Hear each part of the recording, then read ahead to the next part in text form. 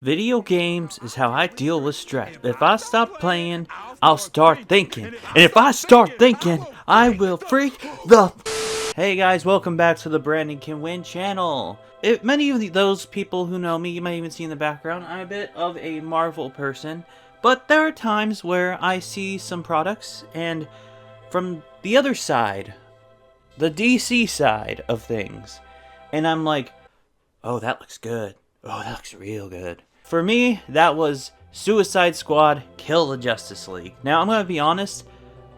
I actually think that the Suicide Squad, the idea of it, like a group of villains having to be put together to like save the day, is actually a really cool concept. I think the Thunderbolts are similar to that. I'm not 100% sure, to be honest. But yeah, if I'm being honest, I never seen either of the Suicide Squad movies. I heard one of them was just not good, specifically because of Jared Leto's Joker. Oh, hell no, man. And the other one apparently was really good, and I just haven't seen that one yet. But anyways, this isn't about the movies, this is just about the concept, and this is about the game.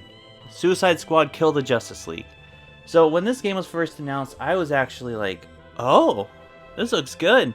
And I knew nothing about King Shark, and now I stand. He is my guy. I will only be playing as him. Maybe I'll dab into, you know, Harley Quinn and Captain Boomerang a little bit. But anyways, this video is about a very specific topic, and that is that it's the one thing that I am upset about with this game that I can't stand. It is something I actually fucking hate. And that is that the game is going to be always online. Yes, it's that kind of game. Now here's the thing. I don't mind the battle pass. I don't mind them all using guns, you know. That's a big complaint people have, is that, oh, they all use guns. Some of them are just better with other ones. But like, you look at the traversals and the specials, like, they do have differences and stuff. Like, I don't mind it, and we're going to be seeing more very, very soon. So I do hope we will see more, at least. They've been doing these sort of deep dive.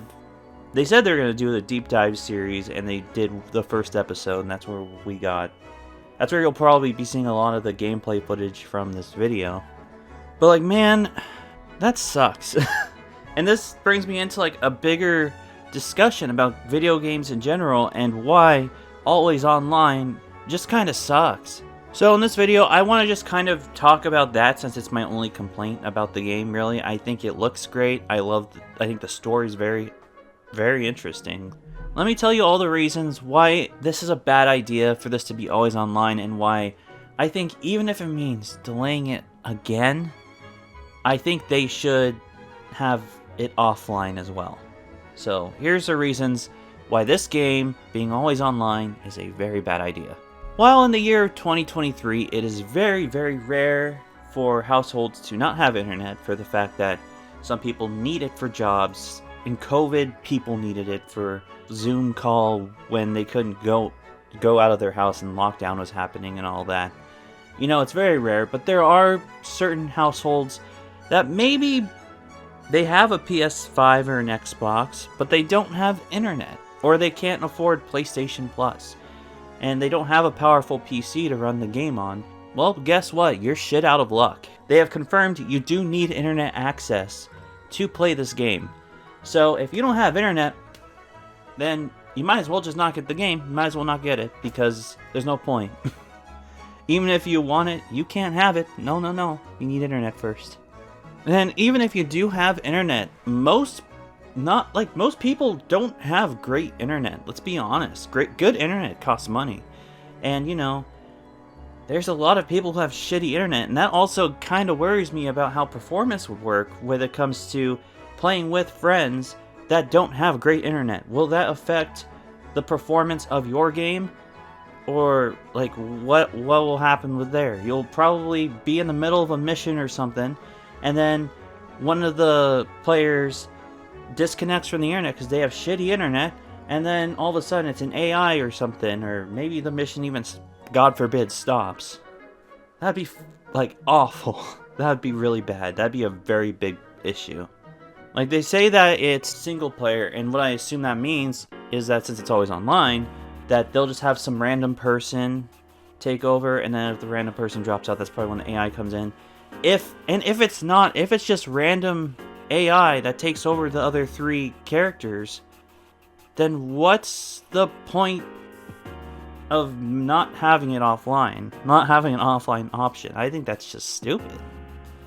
Now, while those are issues that I can see being probably fixed in the future by either, just doing what I said, just replace all the extra players with AI, which is a possibility of what they're doing. I'm not saying that's not what they're doing. I'm just saying it's a possibility that that's not what they're doing. That's not why this is actually terrible.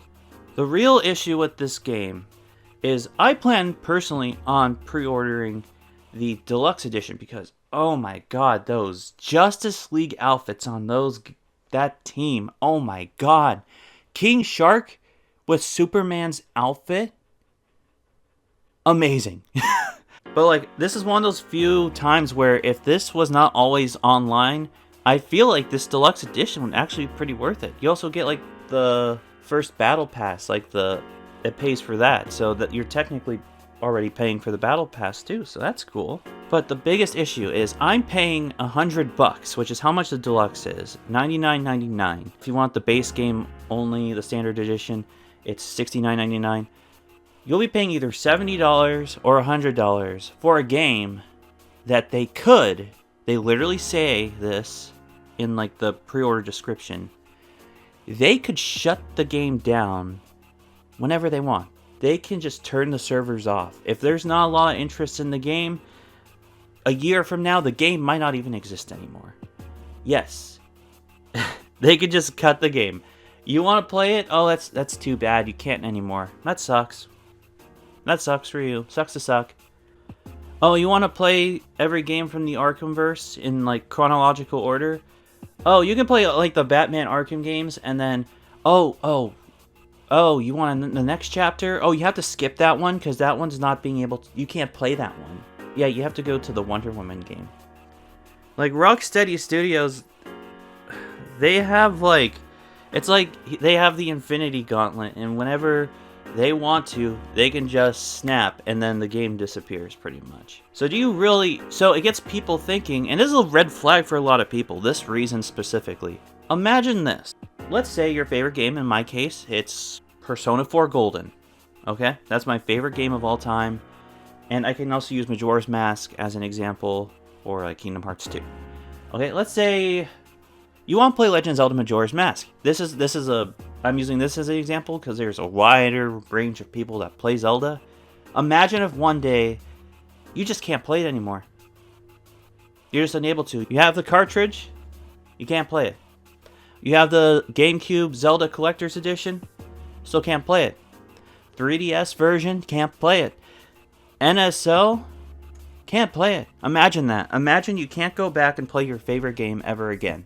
That is what would happen if Nintendo had Legend of Zelda Majora's Mask as an online service game and they just decide, nope, we're cutting it. We don't want to support the service anymore. We're done. Wouldn't that be heartbreaking? Wouldn't that be just awful? So imagine people get their hands on this game and they just love it. They fall in love with the game. Sure, you got people who hate the game, and you got people who enjoy the game every once in a while, but then you get someone who this is, for some reason, their favorite game. I can't see it being my favorite game of all time, but I can see it being a game I play very often. And then that shit's just gone. What the hell? I think that it's just not good. That's where this starts. And the rest of my points are based off of this point right here. And I think one of the things that actually really upsets me too is that, so Kevin Conroy has been, a lot of people, for example, I think Tara Strong, she's been voicing Harley Quinn in most of everything for the past 20-something years maybe. Mark Hamill with the Joker. Kevin Conroy, though, has been voicing Batman forever, and he was voicing Batman in the Arkham games. And this was his last performance. Imagine this. Like, yeah, people can post the cutscenes on YouTube and all that, but let's pretend that that's not a thing. Then Kevin Conroy's last performance will just be gone. And not just that, the hard work and performance of all the voice actors, because the voice acting sounds pretty solid, honestly. I like the voice acting in this game.